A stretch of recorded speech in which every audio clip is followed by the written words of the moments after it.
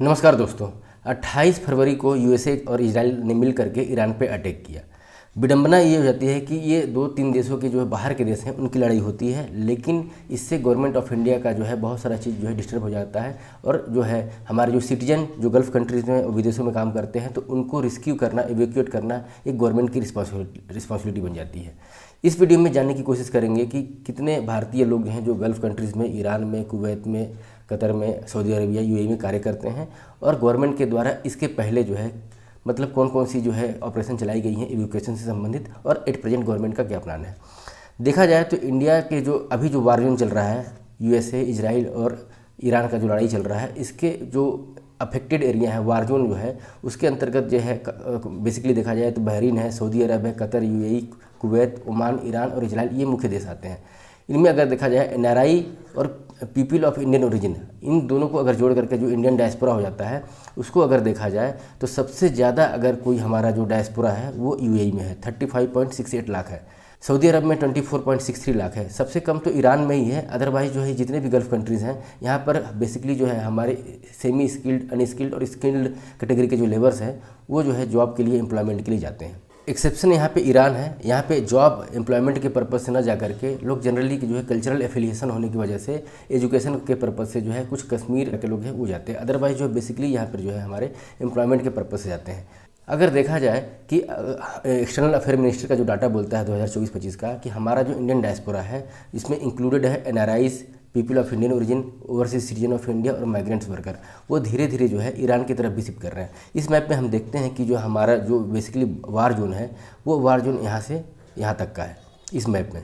और इस war zone में अगर हम ईरान को देखते हैं तो यहाँ पर जो है हमारी पॉपुलेशन जो है, माइग्रेंट की जो पॉपुलेशन है वो बढ़ते गई है। कंपेरेटिवली जो है पिछले साल के मुकाबले अब हमारा 10,765 जो है पॉपुलेशन हो गया है। प्रीवियस ईयर के कंपेरिजन में 6010 जो था उससे बढ़ा है हमारा।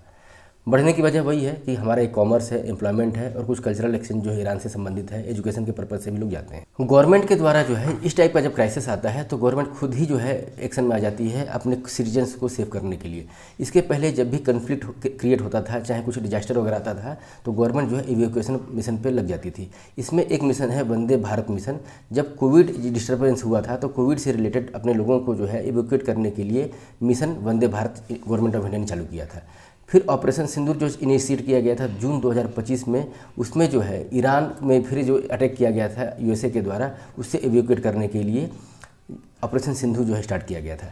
फिर ऑपरेशन देवी शक्ति स्टार्ट किया गया था 2021 में। ये अफगानिस्तान में जो है डिस्टर्बेंस हुआ था उससे रिलेटेड था।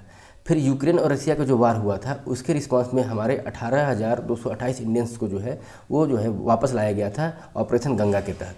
फिर ऑपरेशन कावेरी जो है वो इनिशिएट किया गया था जब 2023 में सूडान में कन्फ्लिक्ट हुआ था, सिविल वार वहाँ पे जब हुआ था, तो उस समय जो है इंडिया में जो है लगभग 4,097 लोगों को वापस लाया गया था।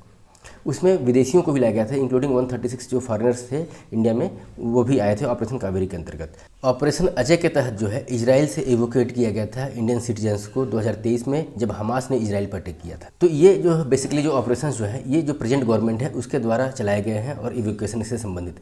तो क्या मतलब जो प्रेजेंट गवर्नमेंट जो भाजपा की है उसी के द्वारा ये स्कीम चलाई जाती है कि इसके पहले भी जो है कुछ इस टाइप का इवैक्यूएशन प्रोग्राम प्रीवियस गवर्नमेंट ने किया है। प्रीवियस गवर्नमेंट के द्वारा सन 2011 में जो है जब लीबिया में सिविल वार हुआ था उस समय जो है 15,000 इंडियंस को जो है इवैक्यूएट किया गया था ऑपरेशन सेफ होमकमिंग के अंतर्गत।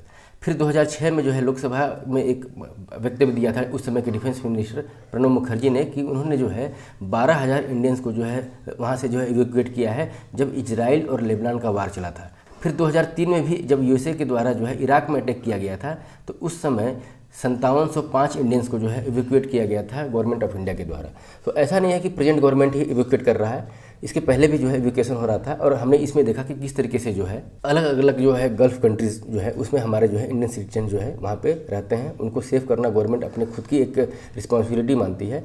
तो अब जो युद्ध हो रहा है, ये जो वार जोन है हमारा, उसमें इवैक्यूएशन से संबंधित जो है गवर्नमेंट एक्टिव हो गई है। और प्रधानमंत्री जो है ना यूएई और सऊदी अरब में हर जगह बात किए हैं कि किसी भी तरीके से जो है हम अपने सिटीजन्स को वहाँ से इवैक्यूएट करेंगे। आई होप दोस्तों ये वीडियो, ये इन्फॉर्मेशन आपको अच्छा लगा होगा। अगर ये वीडियो इन्फॉर्मेशन अच्छा लगा तो प्लीज़ इसको लाइक कीजिए, शेयर कीजिए, सब्सक्राइब कीजिए। इससे मेरा मोटिवेशन काफ़ी बढ़ता है। Thank you very much for your kind attention.